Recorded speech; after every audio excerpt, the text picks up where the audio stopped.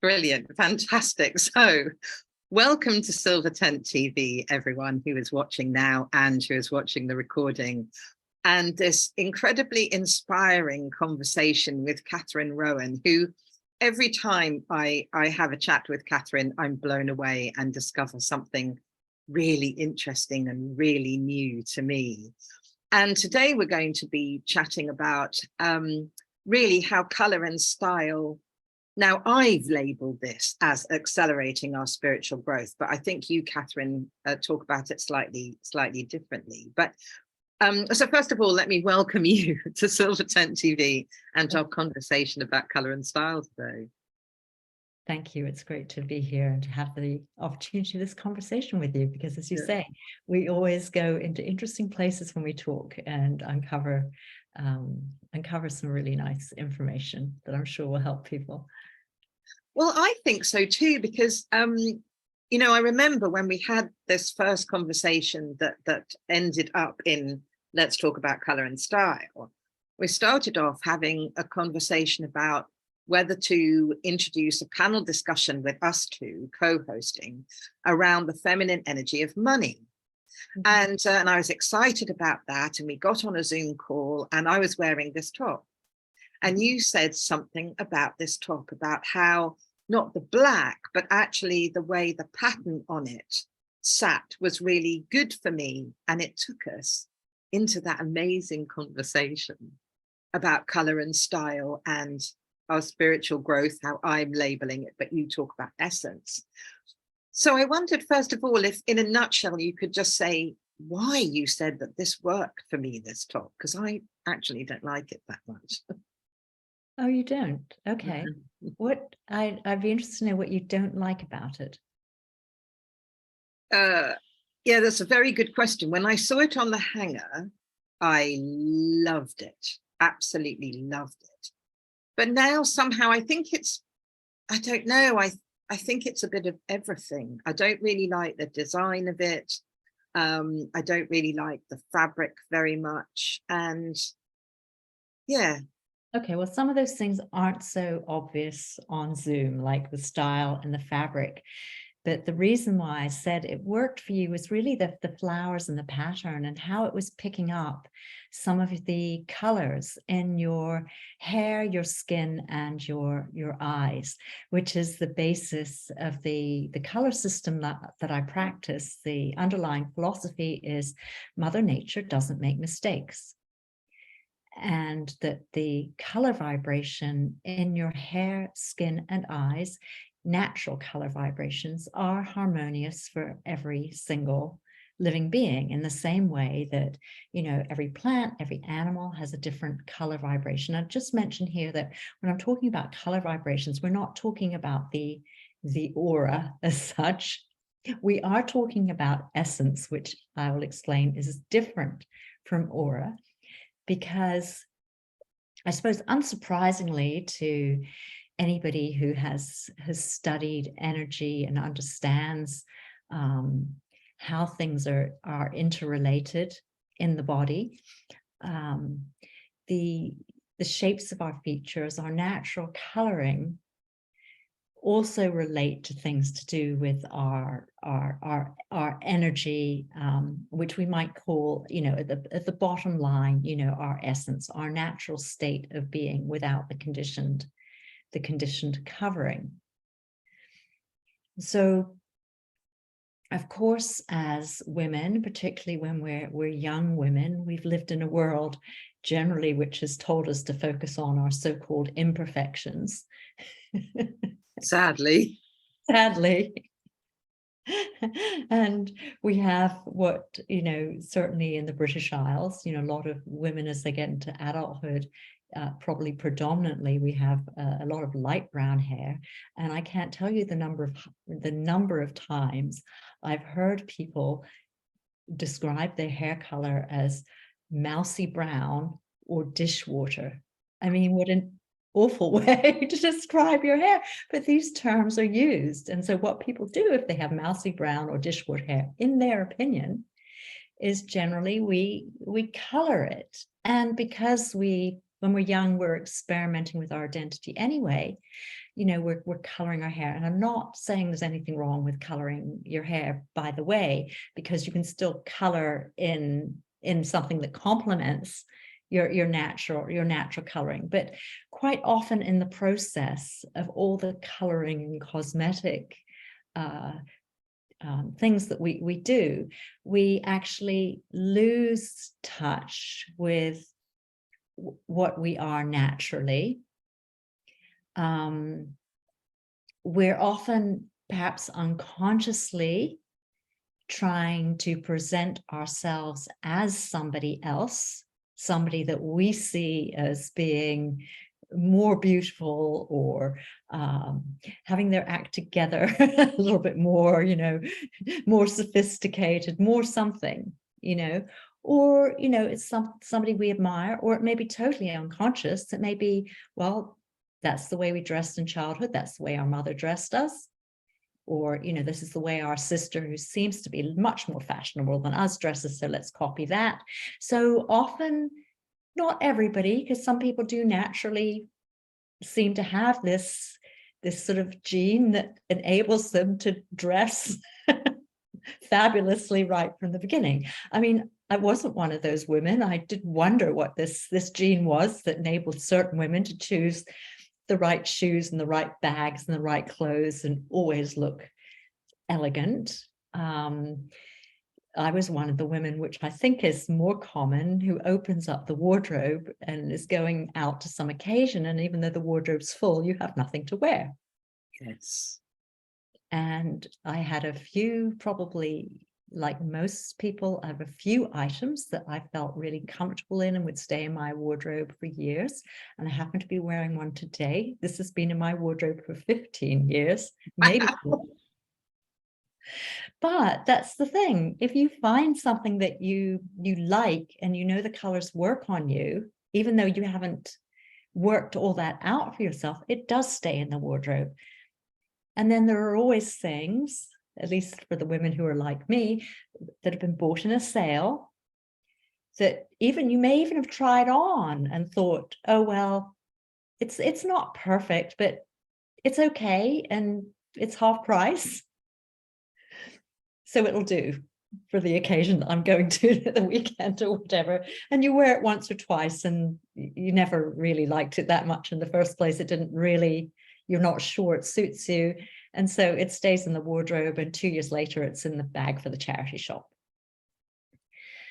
So I'm not talking from the perspective of being one of these women who's just somehow or other magically got what I thought was this gene that enabled you to look effortlessly elegant all of the time.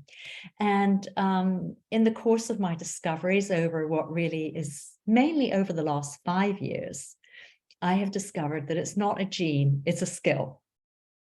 And there are some principles beneath it. So I would really love to share some of those. So back to your top, what made me comment was, it was clearly, you know, the colors. I mean, it's got a black background, which is maybe not so ideal for you. Your better blacks for you would probably be, you know, a really dark navy.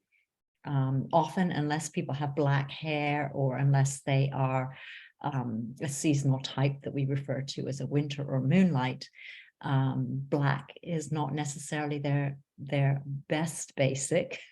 I'm not saying at this point don't wear it, but there, you know, sometimes you will actually look better in an off black color, which generally is either related to like the darkest colors in your hair, and maybe a shade darker than that to get it, you know, into the dark neutral shade, or like the outer edge of your eye. So generally with blue and green eyed people, this is blue and blue-green eyes, I should specify, because some green eyes are more down the sort of hazel route, more browny. But generally for those of us, we can always use navy as a dark basis.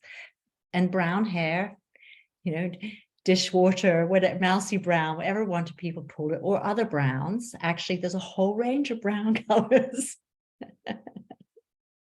You know, some of those medium and light browns were actually pecan or taupe or something like that, or an ash brown. So there's a whole range of brown colors before you get to like the warmer browns, the richer, like the chocolatey brown color hairs, or the chestnuts. Browns are very, very, very, very varied, and also very, very, very varied when you buy them. So when you look at somebody like me, black is no longer a particularly good dark basic for me. And I'll say this for a lot of us, because of course we're talking in the silver tent here. So we've got a lot of silver haired people, and people whose hair, like mine, might have been very dark. Mine was a very dark ash brown, which you can probably still see from my eyebrows if I lean forwards. But because there's so much silver in it now, actually black would really wash me out.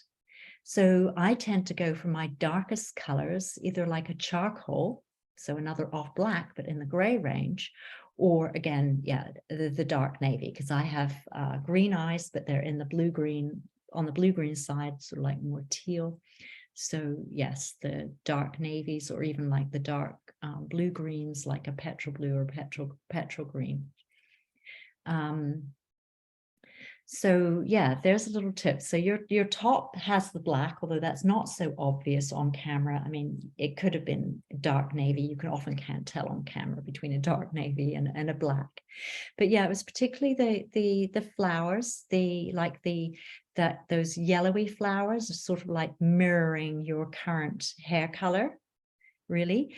And then the pinks, more mirroring the underlying pinks in your skin and your lips. And then you've got these darker, like bluey gray green colors, which are actually in your eyes. I know they're in your eyes now, because I've now since seen photos of your eyes, but that's why it all works, because it's harmonizing with the natural colors in your hair, your skin, and your eyes. And the other reason it works is because we now know, since we've done your palette and done more of an analysis, we know that you're a spring, or sunlight is the quality of light that comes through a spring. So, and in the spring, we have lots of different colors of flowers around. So, you know, a top that has those different colors of flowers, and they're open, and they're open. Yeah, there's some movement in that top. So it's actually harmonizing with the essence of a spring, your spring essence. Just natural vibrance and I love it. When I went shopping yesterday, and I popped into a couple of shops, just not to buy anything at all, but just to be drawn by the colors, and to see if I could begin to tell. And what I've noticed is, I think I did a reasonably good job of just going no and maybe, and then a couple would be like, yeah, no, I really think that those would work. But what I'm beginning to sense, and I think you sowed the seed of this the other day, was that when I think about black, the energy that I kind of feel is no longer compatible, because I'm rather than seeing it externally thinking, oh, black is very cool, which is, oh, my mum wore black, so much of the time. But now when I think of it in relationship to me, compared to the energy or vibe that I feel when I think of a blue with me, there's a complete difference. I'm sensing a mismatch, which is really interesting. So I went and got a scarf out of my wardrobe that I thought we'd just try, see if it'll work. So that's the black. And then let's see if I can get this across me, and then get your sense of this one. That's like a navy, but on the royal blue side, right? Yeah, which is lovely. It's like the brighter navies, again, because you're the brightness in your essence. And also, again, that, your natural coloring, those brighter navies really sort of bring you to life. So we don't want to put you in anything that would, anything like really, really muted, because you're not a muted person. You're I not. like being a not muted person. Yeah. So yes, and you're naturally choosing prints that reflect that. There's fun in that print with it. Is it a flamingo on there? Yes, it is. Yes. Yeah, again, there's some fun in there, and there's the colors of your eyes in there. But it's a print with a bit of fun to it. And again, that's another thing about the spring essence. And what it might be relevant for me to do is just very quickly go through my essence boards that explain to people the different seasons, so they can see why I'm making these comments about the spring. But yeah, the spring, the gift of the spring person is joy. Oh, wow. Oh, I love that.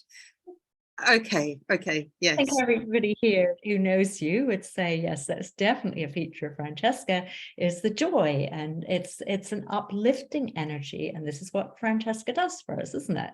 So she's, it would be hard to put Francesca in any season other than spring, actually. Wow, apart from those moments in my day when I might not be quite feeling that joy. But we're all a bit of everything. So, there's a gift and there's a shadow, and we're not all purely one season. I mean, it's too much to put people in 4 categories and say, that's what you are. But this is a very simple and elegant system, as you say, from a personal development point of view, and looking at essence. It can tell us a little bit about maybe some of our very basic qualities, and what it is that we've tried to hide of those, because there's generally a fear. So often the spring person, their fear is their natural buoyancy, if you like, through that people may not take them seriously. So that's shockingly tried to maybe mute themselves down a bit and maybe wear black, or things that maybe they think look more grown up and sophisticated. Oh my God. To try to get other people to take them seriously. So we generally all have this tendency. And so part of this journey is about, for the mature woman, okay, we're not the teenagers anymore, or the 20-somethings that were experimenting with our identity quite so radically. But, we still want to make sure that we are not, we are expressing our essence. And as the other thing, I think, as we age, because we live in a culture which has, it's actually difficult for women to age in. The culture tells us that things about beauty are associated with youth. Yes. And the whole cosmetics industry, mostly, although there are ones that don't, but mostly they're giving people messages about how to look younger. And then there are cosmetic procedures that we're encouraged to have to make us look younger and, erase any wrinkles, etc. Okay. I'd quite like that one that takes my double chin out of the way. No judgment here. I'm not saying don't have them, but it's about the reason for having them. And if it's because it's coming from a strong sense of self-hatred or insecurity about aging, then maybe what we need to be working on is some of those issues to do with aging. So as soon as we can, what I would hope is that some of the things that I work with and teach help people to shift from, these negative messages about aging to looking at essence. And part of the spiritual journey of aging is that the light of our essence gets, might get stronger, might get liberated as we age. So we want to be encouraging that. And that's what we want to be dressing in order to express ourselves in alignment with who we are. And then guess what? People then hear us and see us more clearly. Our messages get across because there's something consistent about the way that we are presenting. And this was a huge light bulb moment for me, because I was one of the people one of many women probably who have in their wounding, you know, I'm not seen, I'm not heard. Well, mine particularly more was I'm not heard than I'm not seen. And then to click that it wasn't about doing more courses in presentation skills in order to get my message across. If I did some work on or learned really what my natural essence was and dressed in accordance with that, then it was much easier for me to hold people's attention and for them to be listening to what I said rather than clothes. Yeah, I'm so sorry. I've just got to interject for a moment. I hope you don't mind. Is the Silvertent TV panel discussion that was held yesterday, co-hosted by with Sunday Gilchrist and Lucy Jordan, was about our voice, about using our voice, and how had we felt about being able to share our voice authentically in the world. And I wondered, I know why I'd said that we'd postponed last Friday's. We were going to do this last Friday and then decided to do it today. And I had my reasons for doing that, but I'm now feeling that actually it's because it's the perfect follow on to a discussion around being able to use our voice authentically. And, you know, that you've blown me away yet again. I'm really feeling that clunk into a deeper understanding about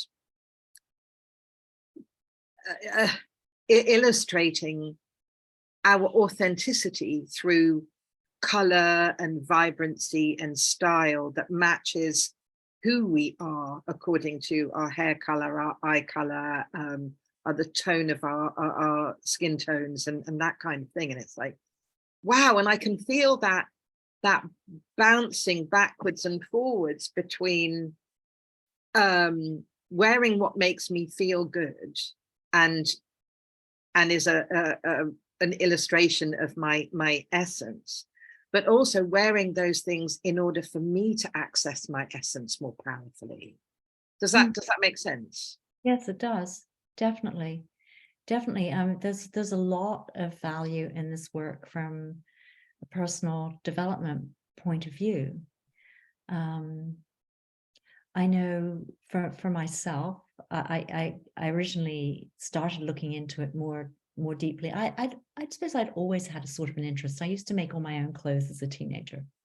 Wow. And that sort of got lost in the midst of, you know, A levels and having to do academic study and, you know, going to university and starting a job, et cetera, et cetera. And then in the 80s, I was working in an outplacement consultancy, working with, at that time, it was senior executives who companies made them redundant and they were paying for our career consulting services. But one of the things that we did is we did send them to a color consultant to make sure they were they were, you know, to give them that extra piece of confidence that in their clothing before they went for an interview. Well, so I sort of had an interest. I wasn't doing the color work. We were using somebody, you know, somebody who was specially trained at that time in it. But so I'd always sort of had an interest since that time. But back then, in the late 80s or early 90s, I was told that I was a winter on the basis that I had dark hair and light eyes and generally a cool skin. So some of those earlier systems were just based on, you know, a few things, but weren't really taking the whole of, you know, somebody's energetic presentation, the personality into account. But over the years, I reckoned I didn't really fit into any one season, because often back then these palettes were standard. You know, if you're a certain season, it's a standard set of colors. And I didn't really reckon that I fit into any one season. I was a bit of this and a bit of that and a bit of something else, which is actually quite valid. However, when I started to learn this system that I now practice, which comes from the work of a woman called Suzanne Cagill. In fact, all of the color systems sprang from what she put forward, but some of those earlier ones, which, as I said, just took parts of her work, because it's for whatever reasons, certainly it was easier to spread commercially and teach others without all the energetic and spiritual and psychological components in. But once I learned about her system, things clicked into place. It became obvious that I was not a winter, I'm a summer. So then it all drops into place. Everything dropped into place. But, that when you've been talking about black, that was one of my revelations, because when we're talking about the strengths and the weaknesses, the gift of the summer is softness. And the fear is said to be that they often try to, they often try to appear more stronger and more powerful by sort of like developing a tougher exterior. And one of the ways they often do that is with a lot of wearing of black. I think this goes for all seasons, the wearing of black. So when I had sort of somebody say to me, no more black for you, and I decided I would go cold turkey, I put all the black in the spare bedroom, ready to give away to charities or various friends who I thought could probably wear the black. It was a bit of a revelation. It was sort of like, wait a minute, I've been doing all this spiritual and personal development processes for decades, and somebody tells me not to wear black anymore, and I totally unravel. There's definitely something to look into here. So this whole deconstruction and reconstruction just through the wardrobe was a bit of a revelation, but I did come to the viewpoint that it is a powerful personal development tool as a result. And now when I open the door to my closet, to my wardrobe, because I've color coded it, it's like every day I'm greeted with, myself. This is me. So I just think it's really powerful from that point of view, to be greeted every day by yourself and to go through the process. And of course, it has to be done over time. I've been doing it now for about five years. It's a process, not just the palette. There's a whole process if you engage with it. But if you do go through that bit by bit and renovate your wardrobe,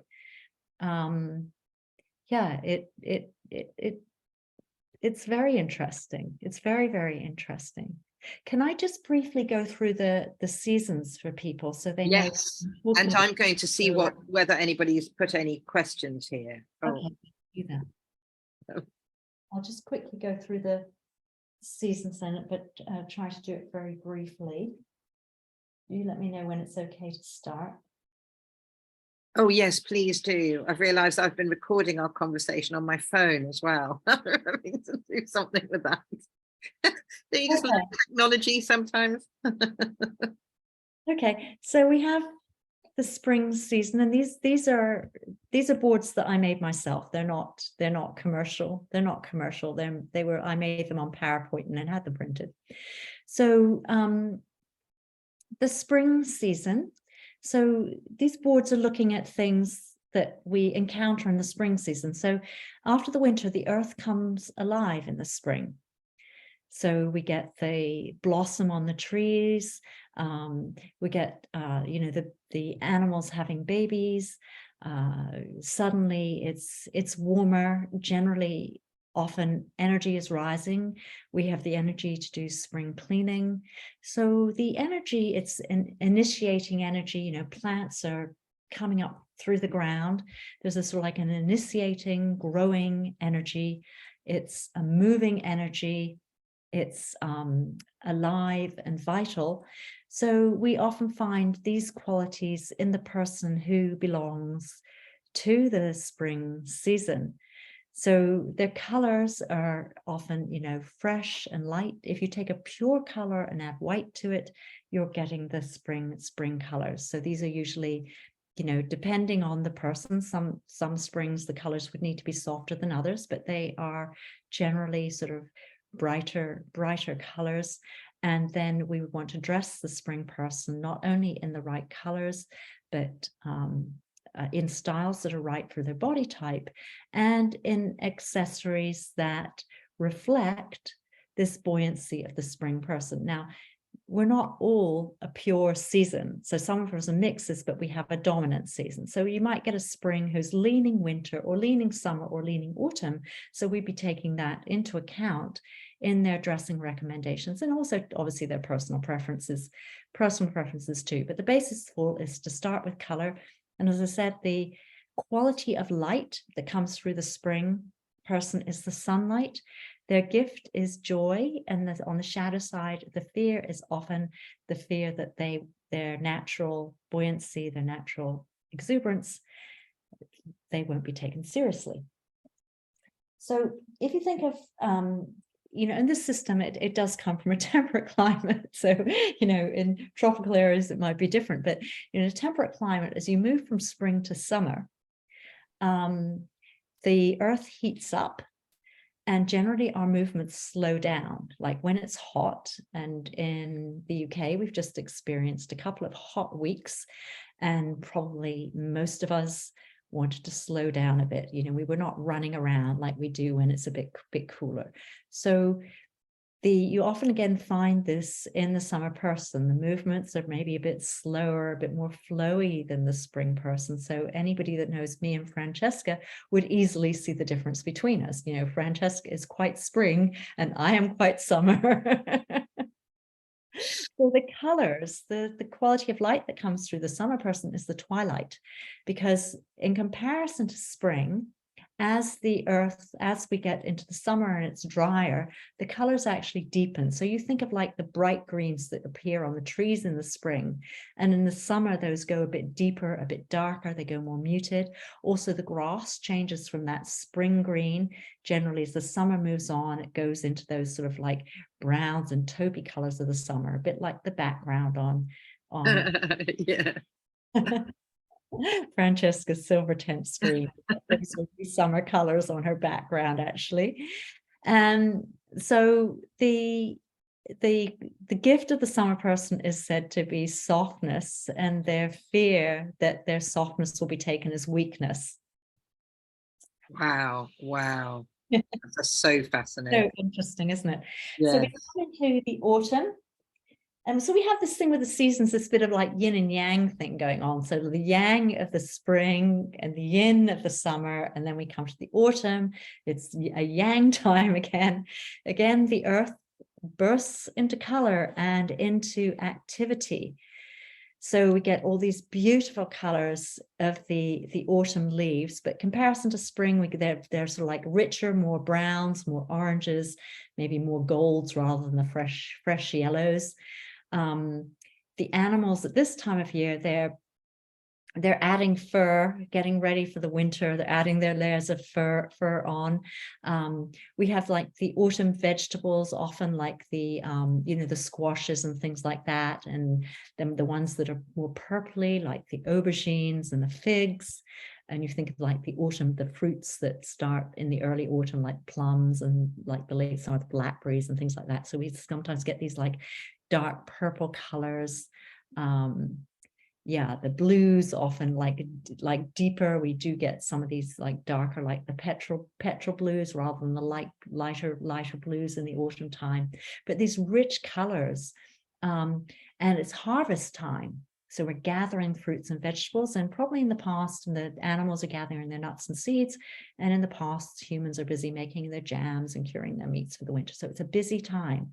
So the autumn person often has this sort of quite busyness around themselves, and something that like, it's a completion time too. It's in the cycle of the year, it's the completion time before the rest, when we're making our jams and fruits and whatnot.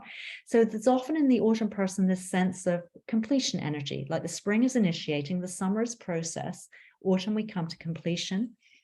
Often very good leadership qualities. These are the lionesses of the world. They can often wear like the animals with their furs, they often do very well in furs and layer things on. They can often wear layers. Their gift is abundance. And their fear is often thinking that other people think they're too much. We have one or two of those in the silver tent, don't we? I'm sure. Who have that fear. Sure. But the quality of light that comes through the autumn person is the firelight. but you think of these colors in the autumn and the firelight, and this sort of energy that comes through the autumn, and the autumn person is all the seasons have special gifts. But yes, I want to be them all. And then we come to the winter, and of course then it's a more yin time. The leaves have fallen from the trees. It's actually the only real time we see the earth in monochrome, you know, the grays and the blacks and the whites. So the quality of the winter is this sense of contrast, this high contrast, the more drama in the landscapes, this black and white. And we often get this in the winter essence. The person who's thinking may tend towards the black and white, the high contrast, maybe the more dramatic personality even. And often, because you do get this sort of like starkness, often these people will like a more sort of like simple, sophisticated form of dressing. They may not want to wear a high range of colors, but these are the people who, like, we don't have flowers in the winter. So these are the people that often look very good in geometric patterns. They are the people that can wear black and white and look stunning. You know, it's always quite fun to think of celebrities that are different seasons, but the classic winters are like, if you see George and Amal Clooney together, both winters, and you see them wearing black and white, wow, it's stunning. But the rest of us must not try to copy, because we're not going to look like George and Amal Clooney. So the fear of the winter is that they may appear as cool and distant to others. And that's very Gothic too, though, isn't it? I was just thinking that, you know, people who dress in like Gothic fashion. Yeah, that's a very. It might not be a winter, but they must have something in their essence that's calling them towards that. The gift that they offer to others is often like discrimination, which is often, you know, if you are good at seeing the polarities and things, you can discriminate, and self-mastery. I mean, I would say all the seasons have the option for self-mastery, you know, from a spiritual point of view, but I'm just telling you what the theory is here. So that's just briefly, so that anybody who's watching can think about themselves with regard to what season, and if in fact they may have been typed wrongly in the past, because a lot of people have been typed wrongly just because some of the older color systems, or you just don't bring in that psychological dimension into it. So it's not to say that they're wrong, just in that framework you are that, but in this framework you might well be a different season. And I hope that people would benefit from those extra layers of understanding on top of the sort of. So fascinating. I'm going to have to take that off because it keeps falling down. But I'll tell you a question that's been coming up for me, and going back to the whole sense of how the colors that we wear and the styles, but basically we're talking about color today. That the colors that we wear, when they're in harmony with our essence, then we're going to radiate our essence more powerfully. But when we wear something that's discordant, so for example, the only thing I could think of hair-wise, if I ever dyed my hair, the only color I could come up with that would be clearly wrong would be black.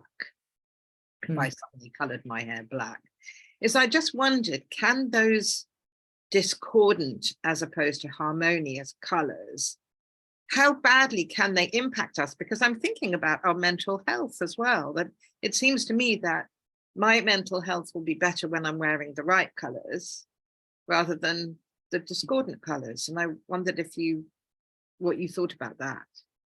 Yeah, I do agree with you. Well, the first thing about wearing colors that are not harmonious for you is it just gives others, I mean, obviously they won't be able to articulate it, but you're just not seen as clearly. You sort of like disappear behind those colors. So it may be that then people are seeing your outfit first rather than you first. So a mistake that a lot of us make, particularly for those of us who feel that we do need to do something to make ourselves seen or heard is that maybe we dress in colors or outfits that are bright, that make a statement. But in fact, what may be happening is that the dress is walking into the room way before you, and that people's eyes immediately go to the dress. They don't go to your face. So really what we're trying to do is think of yourself, your face, as a picture, and you're trying to frame it. And what you don't want is people to see the frame rather than the picture. Wow. So this is the problem if we wear something, particularly like if it's way brighter than we are. And this was my mistake. I was wearing things that were brighter than my naturally are. I hardly ever wore anything muted. I would have told you a few years ago that I didn't like muted colors. Well, I do now, but it's been quite a transformation for me to make that shift. But I did understand immediately that, you know, people are seeing my dress and not me. And it's not even, you know, there's nothing. Okay, there's the odd thing. I obviously was quite good at choosing. This is fine. This is good. And there were things in my wardrobe which are right. And that will be the true for everybody. It's not the case if your whole wardrobe will be wrong. It won't be. Probably a third of it at least will be fine. And then there are things we can do for things that are, well, not quite fine, but we can do something, you know, like with a scarf or with jewelry or something like that. But oh, sorry, I've lost my train of thought. Yeah. So there's that's the first thing, is that if the colors in particular are not harmonious, and then style is another thing again, then yeah, it's giving a conflicting message, and people are actually noticing the clothes rather than you. So you can try it for yourself. I've heard a number of stories, and one thing that does happen, if you're wearing something that maybe is a beautiful outfit, but maybe it's not quite right for you, you'll generally find that the compliments will be, oh, lovely jacket or lovely dress. Where did it come? Where'd you get it? But if you've got it right, people are saying, oh, you look fantastic. How interesting. So just notice what types of compliments you're getting, because this is unconscious on the part of other people, but it's just natural for them to notice. I've also heard stories of people saying, you know, they've been at a meeting, maybe they've had, you know, their colors done recently, and they go to a meeting, and maybe it's a several day meeting or something, or a retreat or something, and they wear their colors on one day, and they get loads of compliments. They feel really good. They revert back to usual black on day 2, and they don't get any compliments. And I even heard one story of somebody then going back to the colors on day 3 and getting somebody saying to them, where were you yesterday? Oh. Oh my God. I heard that secondhand. It wasn't direct to me. It wasn't one of my clients. It was somebody else that I know. But it's very interesting to do that. I mean, conduct these experiments for yourself. But even that whole concept of buying something because it frames me, as opposed to, oh my God, that dress is gorgeous, I've got to wear it. And thinking, this has been my thinking until like 5 minutes ago, that if I'm wearing something gorgeous, it helps me be gorgeous. And actually, that's not the right way around, is it? No. I've just learned that. Yeah, no. Well, when you're wearing the right colors, what it will do, once you know it's right, you're starting to develop that skill. It starts to give you confidence, which, you know, when we're talking from the point of view of presentation and the power of voice, well, if you're giving a presentation, whether it's on Zoom or on a stage, you don't want to be sitting here worrying about, you know, what do other people thinking about? Am I wearing the right things? You know, blah, blah, blah.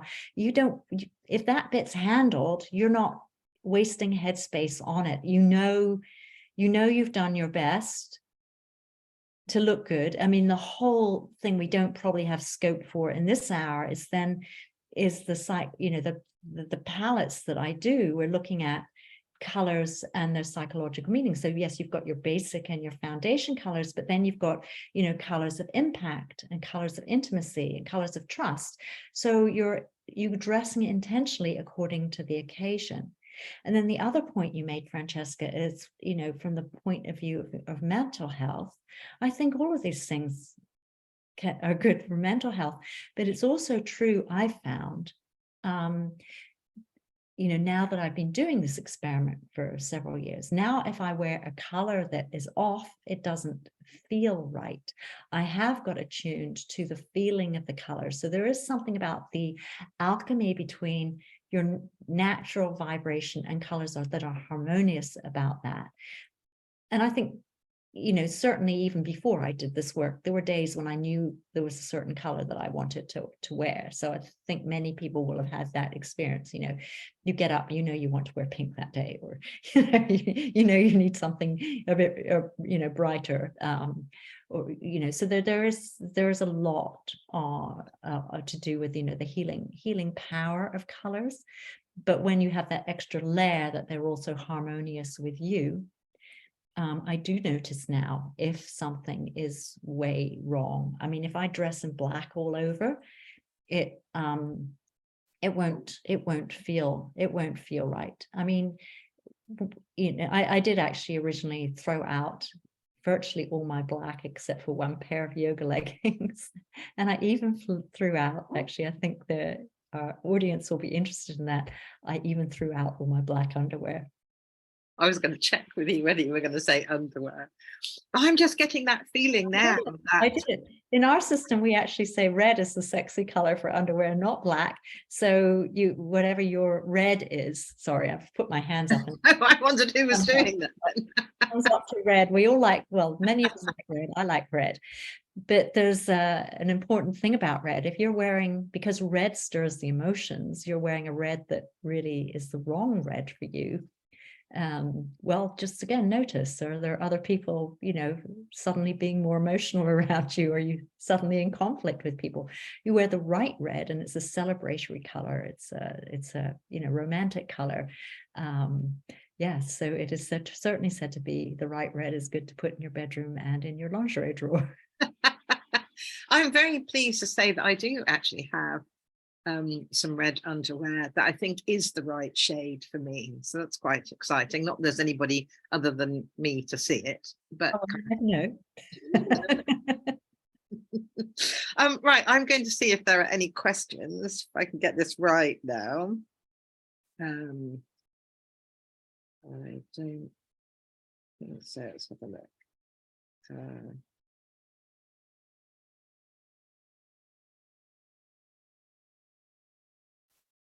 No, I can't see any actual questions that could be answered. But one of the things that we've been chatting around about recently was the potential to have.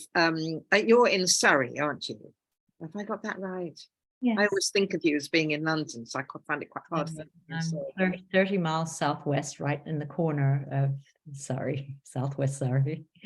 So we were thinking that it's possible that we could set up a day where we could invite people from Silver Synergy and Silver Tent to come and attend, obviously with they'd have to pay for that, but to actually come and explore what more about you know, what you do and how it impacts us, and get a sense for themselves about what colors work for them or not.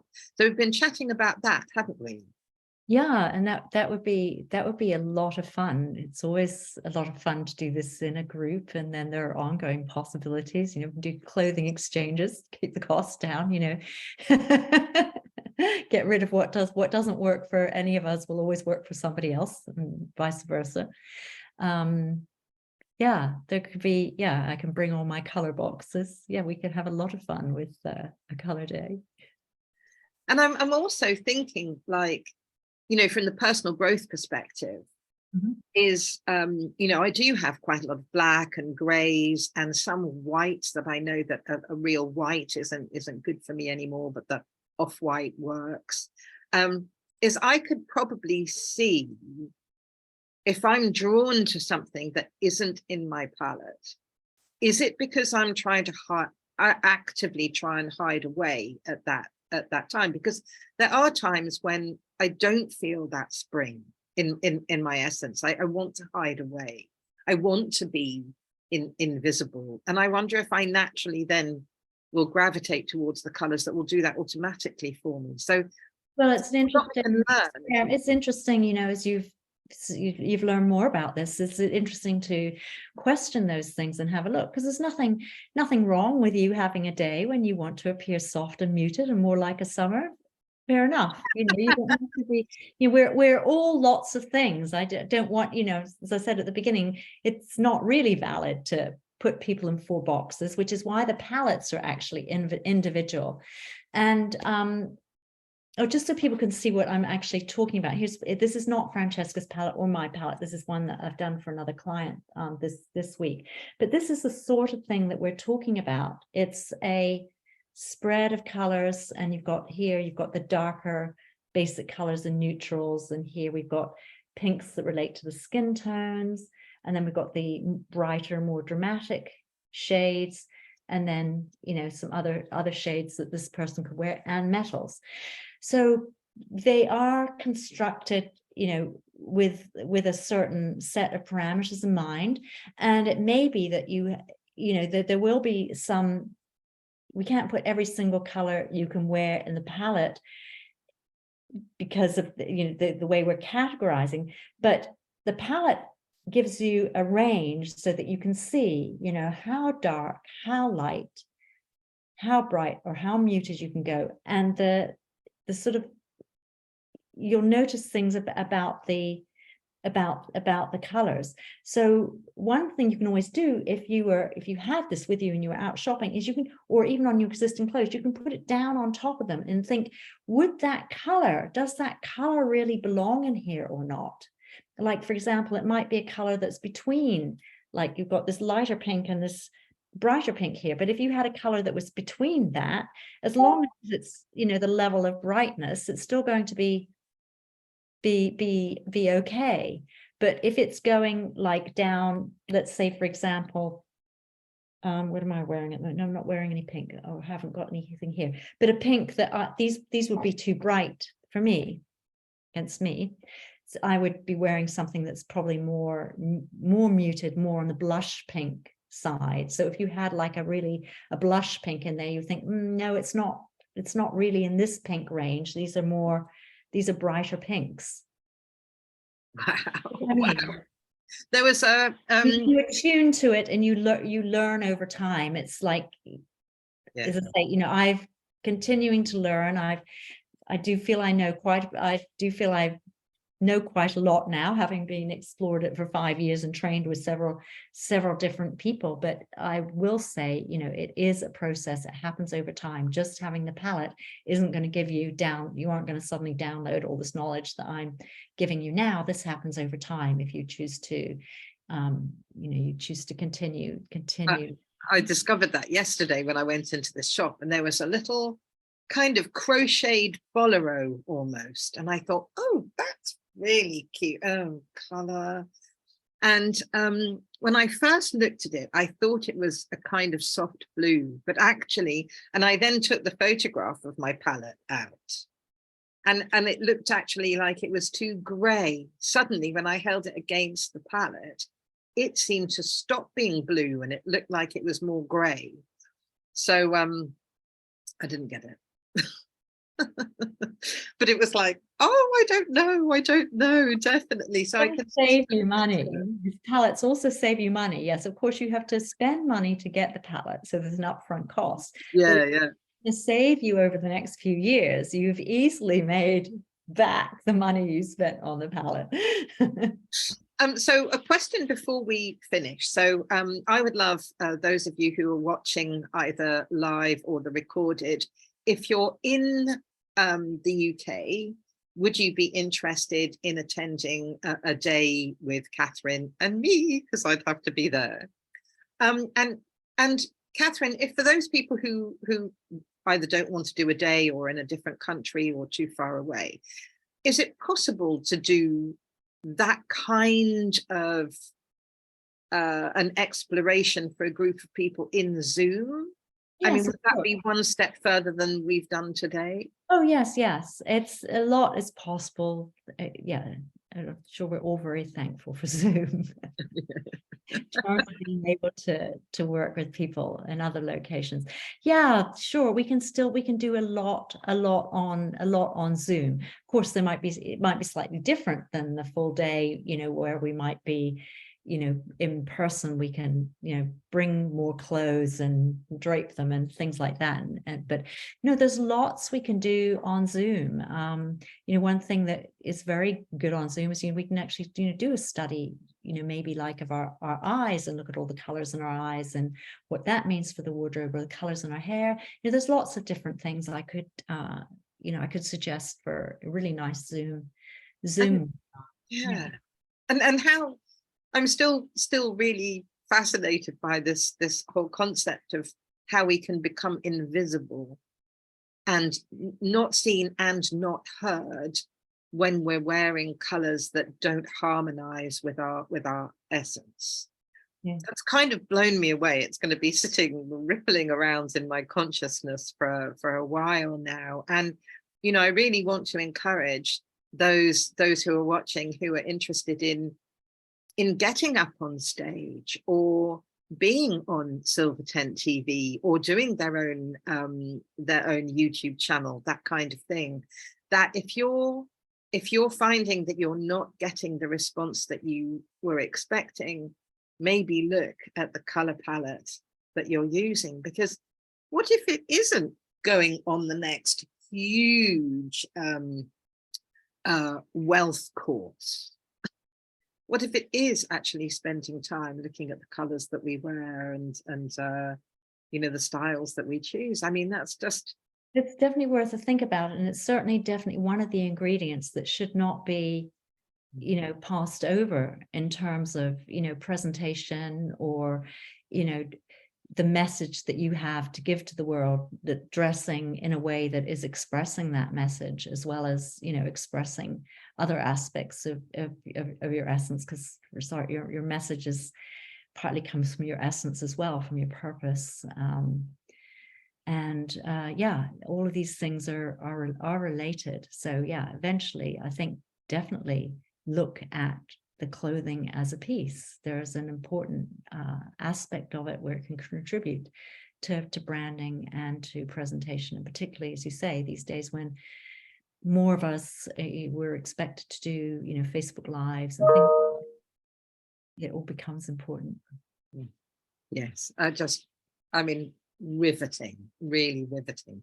So thank you so much, Catherine, for coming along, for sharing your wisdom, for gifting us your time. And I would love to hear from everybody about how you've received this, how it's impacted you, how you might want to move forward with Catherine. And yes, and I just get that feel like I don't open my wardrobe and think that's a reflection of me. I do open my wardrobe and think it's a reflection of things that I like, but isn't necessarily a reflection of me. And that's my massive takeaway from that today. Completely different feel going into my wardrobe and going into a shop now. And wow, it's to frame my essence. When you're shopping, because you can go into the shop and you can eliminate half the stuff because it's not the right colors or the right style. But thank you so much for this. It's it's always wonderful to talk with you, and yes, this is a passion of mine, which must be quite obvious to people. Yeah. And then that's what got me so much, was when we were going to talk about the feminine energy of money, and then we just went off on this whole different track, and you just lit up when we started talking about this, and it's just a delight. So thank you so much. I'm going to hopefully end the Facebook Live now. I'm not always exactly sure of what I'm doing here. Stop live stream. I think this would work. I know. So thank you so much. I'm going to stop the recording.